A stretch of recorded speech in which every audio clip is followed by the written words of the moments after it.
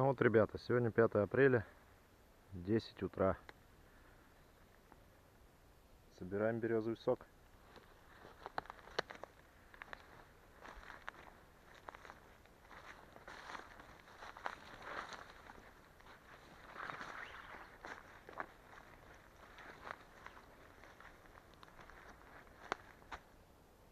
Три баночки. Посмотрим, насколько наберется. За сколько наберется. Ждем результат.